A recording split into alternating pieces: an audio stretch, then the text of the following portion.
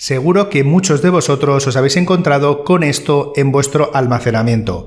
¿Esta raya amarilla qué es? Bueno, pues se llaman sombreadores de caché y bienvenidos a una de las cosas más molestas del mundo de Steam Deck.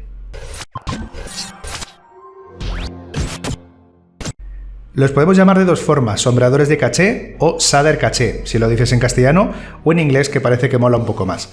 Realmente lo que vamos a encontrar son unos archivos que genera la tarjeta gráfica para mejorar el rendimiento de los juegos. ¿Los podemos evitar? No. ¿Son necesarios? Sí. ¿Se pueden borrar y no vuelven a aparecer? Tampoco.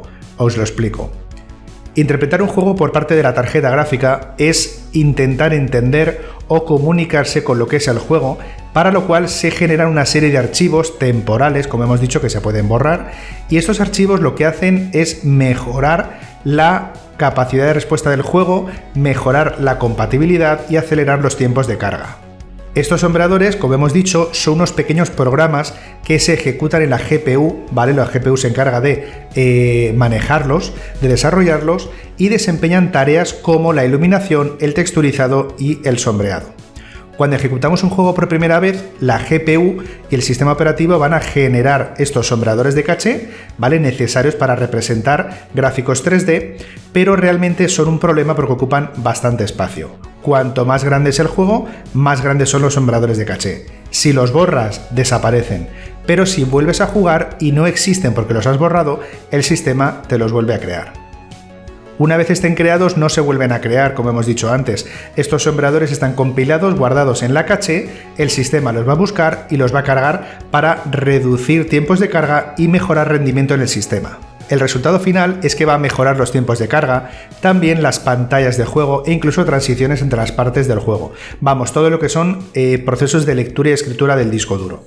Realmente también impacta en el rendimiento, ya que la tarjeta gráfica tiene mucho más fácil operar con este juego.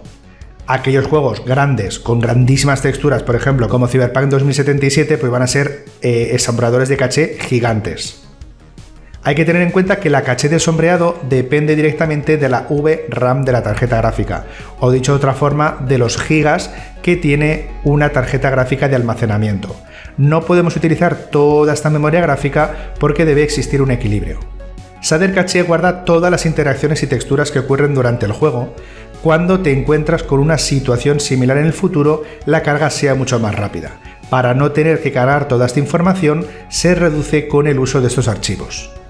Uno de los problemas más grandes en Steam Deck es el espacio. Si tienes una consola de 64 GB va a ser un problemón, pero si tienes una de 256 o 512, no tanto, así de claro. Lógicamente, cuanto más grande el juego, más grandes son los sombreadores de caché. Se dice que en la versión 3.5 se va a presentar un nuevo sistema de sombreadores de caché llamados Vulkan, ¿vale? Vulkan es una API de la tarjeta gráfica, que es como si dijéramos cómo se comunica con el sistema operativo, y en Vulkan van a sacar una nueva forma de trabajar la tarjeta gráfica o de generar estos sombreadores de caché, los cuales van a estar reducidos hasta en un 60%. Los sombreadores de caché no se pueden evitar, es una parte más del juego, realmente tenemos que pasar por caja, esto es así, con lo cual vale la pena no tener muchísimos juegos porque cada uno va a generar sus sombreadores de caché. Juego pequeño, sombreadores de caché pequeños. Juego grandísimo, mastodonte, sombreadores de caché alucinantes. Lógicamente nunca van a ocupar más que el juego, pero sí una gran parte de tu disco duro. ¿No vas a jugar a ese juego? Desinstálalo y automáticamente SteamOS, ahora sí, en la 3.4 y pico sí que te lo borra, antiguamente no, con lo cual aprovéchalo y ya que lo borra te quita todos estos archivos. Si tenéis cualquier duda, pregunta o comentario, dejármelo aquí abajo y nos vemos en el siguiente vídeo. ¡Hasta luego!